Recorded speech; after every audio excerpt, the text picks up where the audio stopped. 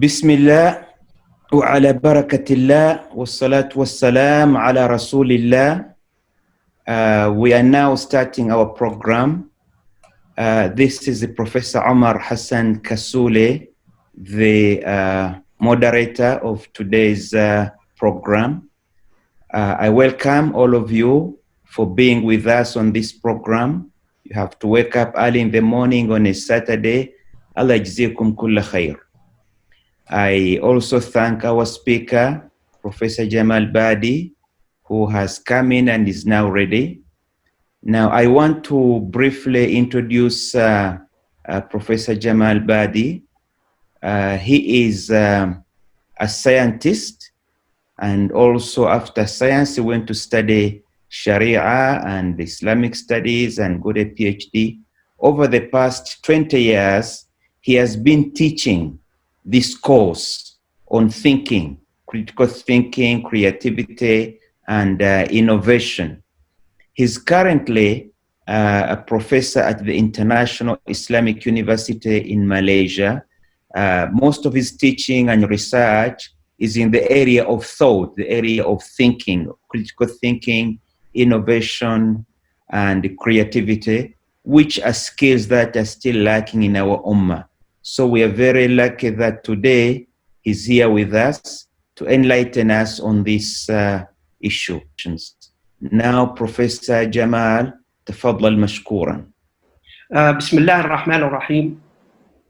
الحمد لله رب العالمين وبه نستعين ونصلي ونسلم على نبيه سيد الخلق وأشرفهم أجمعين محمد بن عبد الله.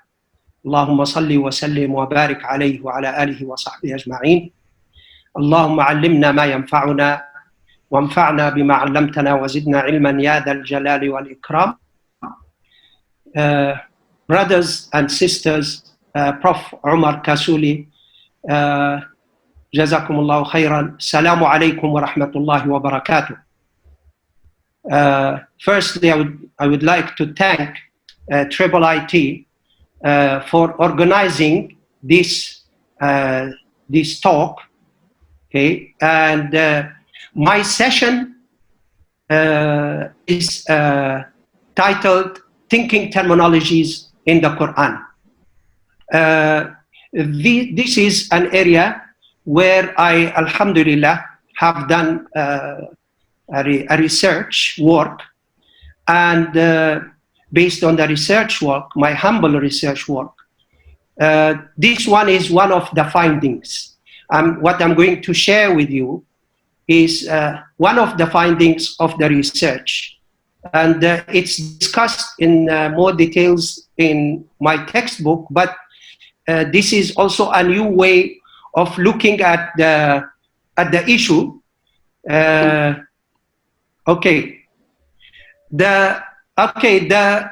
My research started about this part, terminologies, thinking terminologies in the Quran. As Prof. Omar has mentioned, I'm teaching the two subjects.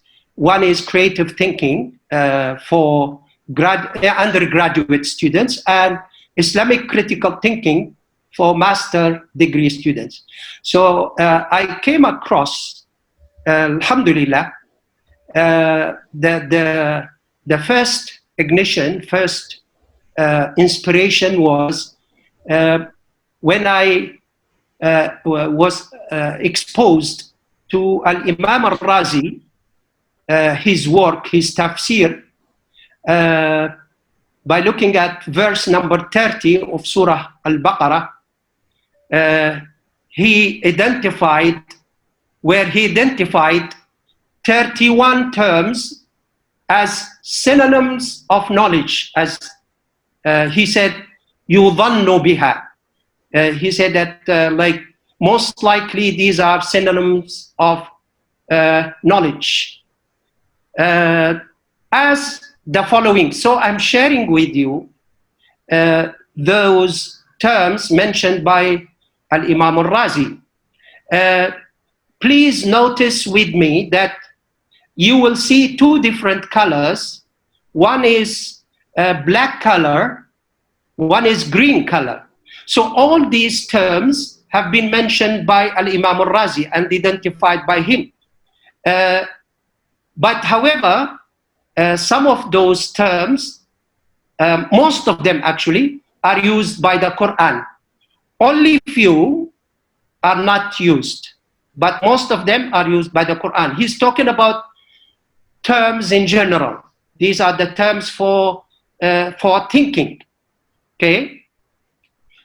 Those terms are perception, feeling, الشعور, conceptualizing, okay? First one is al-idrak, by the way. This one, conceptualizing, is at-tasawwur. Okay, memorizing, al-hifz, recollecting, remembering, at-tadakkur, knowing, understanding, grasping, reasoning, al-fiqh, الفقه أو الفقه, being familiar with, al-ma'rifah, wisdom, al-hikmah. Then he mentioned three terms which are usually connected. It's about certainty. علم اليقين وحق اليقين وعين اليقين. So there are knowledge of certainty, observational certainty, and the true certainty, حق اليقين, the last one. Okay, we go on. Mindfulness, which more like a dhihn, is not used in the Quran, but there are other terms which are used. Thought, okay, al-ma'rifah, instinct. By the way, instinct here, he calls it, so there are some terms, that's why I use the red color. There are two terms where Al-Imam al-Razi uses a term, but in the Quran, the Quran uses a different one. Okay, like this one, al-hads.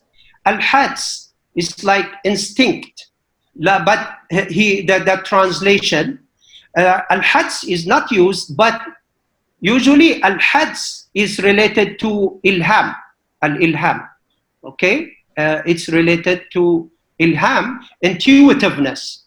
So that one is used by the Quran. And the term is at-tawassum, okay, at-tawassum. Then we have intelligence, ad-dhaka, rapid apprehension, thought, al-khatir, thought is al-khatir, rapid. I'm not, I think I will just go with the English terms. Illusions, al-wahm, conjecture, this is used by the Quran, and it's so amazing. Conjecture has two opposite meaning, by the way. Both are used in the Quran. It could be the less probable, it could be the most definitely probable. Okay. Then we have al-khayal, imagination, wittedness, rudiments, diligent consideration, ingeniousness, experiential knowledge, at-tajriba, opinion and contemplation. Okay, so as you can see, 17 plus 2 used by the Quran, total is 19. 19 out of these 31 terms are used by the Quran. All these terms are used by the Quran. Okay, then I moved to another area. What about the terminologies mentioned, not mentioned? It's not mentioned by al-Razi, but used by the Quran. So I have found 9 other terms. Being insightful, basira, and ulul absar. To draw lessons, al-i'tibar, to verify التبين, calculative thinking, hasiba. This is amazing, about 60 times repeated in the Quran. This is something we will talk about later. And usually the Quran is, by the way, used hasiba to change perceptions. So you might say that we can claim that every term, there is a question for everybody, but to think about that actually in my study, in my research work, that these are not synonyms, but maybe different aspects of thinking. We have reflection, tadabbur, to observe al-ru'yah.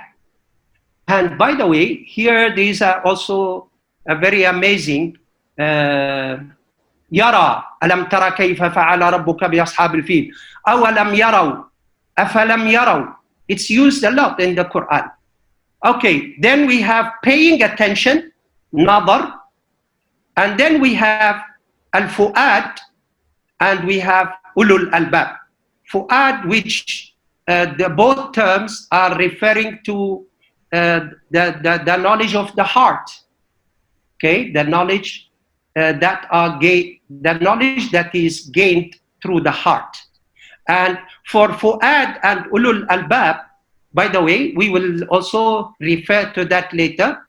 It's used for praising those who are ulul albab, ulul albab wal af'idah. Okay.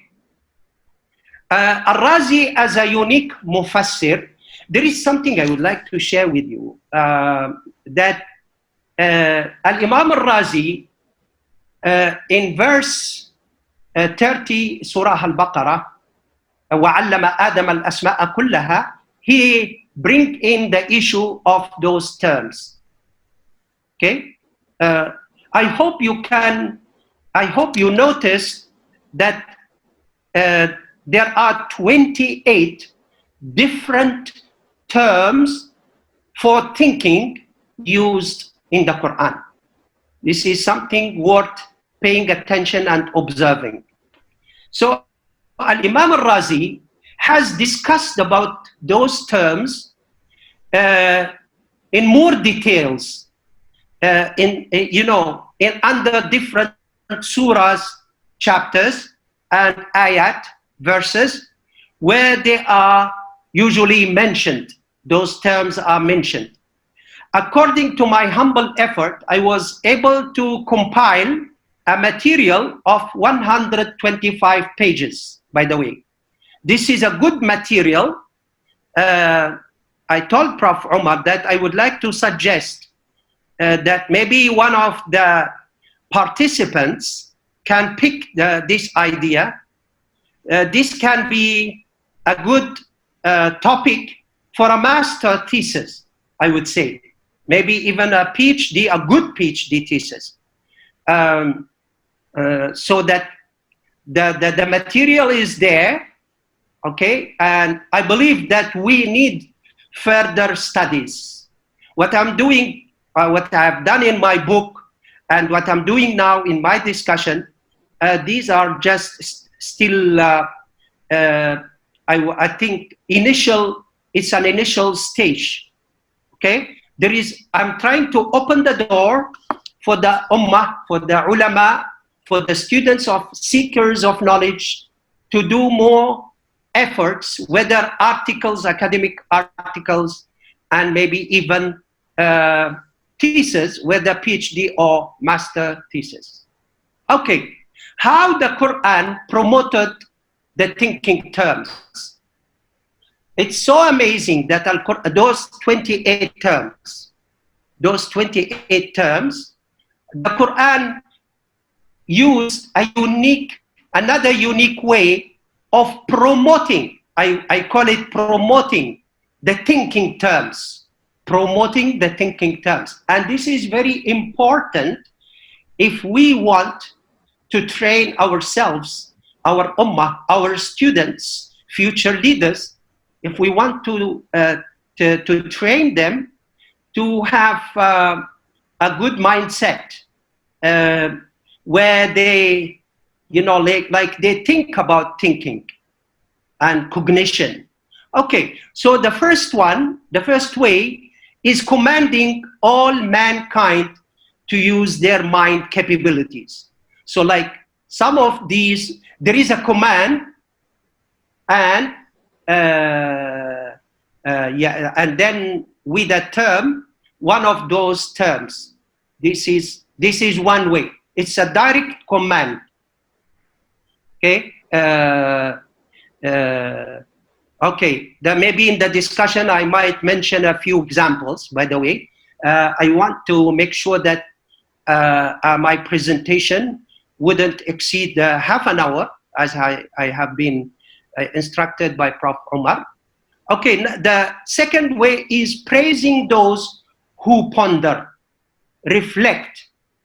إن في ذلك لآيات للمتوسمين and the alike. But so like it's more of praising. By the way, for the first one, فَاعْتَبِرُوا يَا أُولِي الْأَبْصَارِ. An example for the first one. Okay, فَاعْتَبِرُوا, it's a command. فَاعْتَبِرُوا. So to draw lessons. This is one of the terms not mentioned by Al-Imam al-Razi.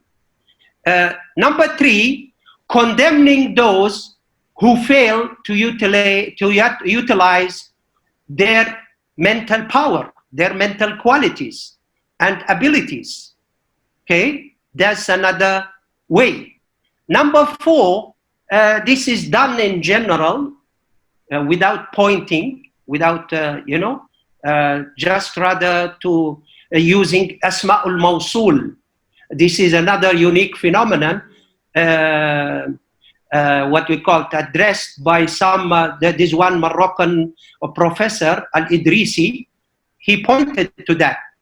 So like, not to make anybody offended, okay? So that condemning those who fail to utilize their mental qualities.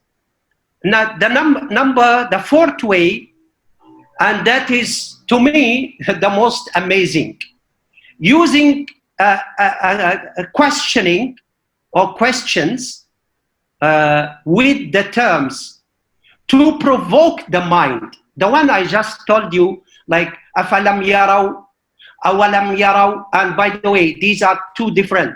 If you look at it from the linguistic approach, even though like you might see it, أَوَلَمْ يَرَوْا أَفَلَمْ يَرَوْا, they are totally different way of questioning and, promoting the thinking terms. But this yara, ar-ru'ya, is, which means the art of noticing, the art of noting, okay? The art of observation. As we know, we cannot progress in research, we cannot progress in education without this kind of what we call it, this kind of mentality or mental behavior, okay, which is noticing, observing. Okay. Objectives of using thinking terms. This is another unique aspect of thinking in Islam, or in the Islamic perspective. And Alhamdulillah, with the support of UIA, International Islamic University Malaysia, and IIIT also, I have written numerous articles and 3 books about thinking from Islamic perspective. I believe this is my niche area, by the way. So objectives of using multi-thinking terms. Number 1, infusing thinking in the process of reciting the Qur'an. Infusing, So like, you know, you are forced to do tadabbur and tafakkur while you are reading the Quran, whether a Muslim or non-Muslim. This is very important. And by the way, I've been exposed to a number of books written by the Westerns about infusing thinking in the classroom. Okay, and where they say, if we want to infuse thinking in the classroom, the scholar, the teacher, has to use the thinking terms. We have to use it. So this is, by the way, this is stated and stressed by some Western intellectuals and professors. Not only that, those terms are repeated. Okay, so a variety of terms, 28, but each term has been repeated. Some of them, as I mentioned about hasiba, 50 to, I believe, about 56 times. Just imagine. Like at-tafakkur, the term thinking itself has been mentioned 18 times. Okay? Okay, so that is the first objective. The second objective is building up new mental attitudes. You know, the Quran, this is one important area which is, by the way, raised by the philosopher Edward de Bono, the Maltese philosopher Edward de Bono. The ability to establish and build new mental attitudes. I believe this is one of the objectives of the Quran to instill and to like to promote and to initiate or to establish those mental attitudes, different mental attitudes. And number three, changing mindset or changing minds. As we know, Howard Gardner, a psychology professor in the United States, I read some of his books. He's the founder of multiple intelligence. One of his books, great books, is Changing Minds. Okay, so Al-Quran came to change minds, the humanity, not only the Muslims, whether the Muslims or even like the non-Muslims as well. Number four, another objective is to develop open-mindedness. You know, maybe we hear that he's closed-minded. We hear the term. And at the opposite side, we hear in critical thinking, one of the standards of critical thinking and creative thinking as well, they are interlinked and complementary, both creative and critical.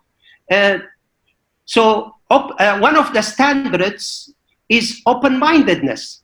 How do we establish that? So the Quran, I believe, with those 28 terms and with repetition, like you are talking about hundreds. Maybe, I don't know, we need maybe to count. That is maybe the work of the study that I suggested. It's hundreds for sure. It could exceed the 1,000. I probably say it might be expected. So one of the objectives is to develop the open-mindedness. Now also they talk in critical thinking, they talk about fair-mindedness. Not only open-mindedness, but also fair-mindedness. Fair-mindedness is, maybe we discuss later. What is the role of open-mindedness? In order to appreciate, acknowledge, and accept the truth. Okay? To appreciate, maybe those are different stages. At the beginning, you may just acknowledge and appreciate, but this is the door to accept the truth. Okay, and the Quran is very. There's one issue, so I will try to stop after 6 minutes. I'm watching my clock, Prof. Omar. We have 2 slides. Are they synonyms? Okay. The first question: are these terms synonyms of knowledge, as claimed by Imam al-Razi? To me, my humble opinion, those are synonyms of thinking, rather than, yes, some of my students in master level, postgraduate level, they argue, they said like, but they are linked to ma'rifah and ilm. I say yes. So, I mean, my opinion, it would be good for promoting thinking to say that those are synonyms of thinking rather than saying they are synonyms of knowledge, without denying the fact they are interlinked and they have, they are related and linked to al-ilm.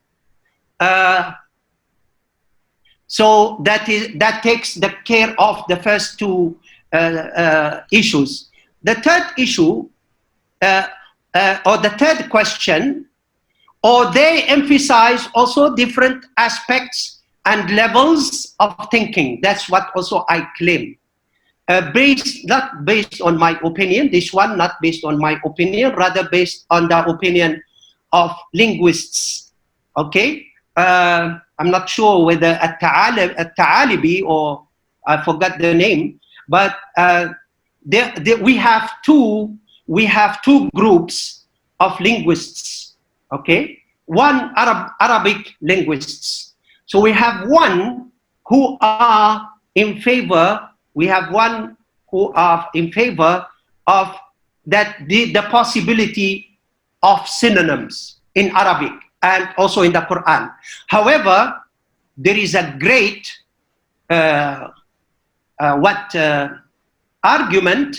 opposite argument. One of the contemporary is what's his name in Emirates, Al-Kubaisi. I attended one of his talks about this issue. He is also in favor that these are not synonyms, other than they are different aspects of thinking. Okay, that's my opinion based on others. The last slide that I would like to share with you, the implications. After having said that, these 28 terms in the Quran for thinking and the repetition of those terms, how they are promoted, what are the objectives. I highlighted the objectives. Now the implications. To me, these are my inspirations and insights. Number one, the richness of the Quranic discourse. This is very important. The richness. Okay? Maybe you might argue, how this idea came to my mind? Well, in my first book, Creative Thinking, an Islamic Perspective, with Dr. Tajuddin, I did mention in my part, there are the first part of the book about creative thinking is mine. The second 4 chapters of the book is the contribution of Dr. Mustafa Tajuddin, and it's about critical thinking. Okay.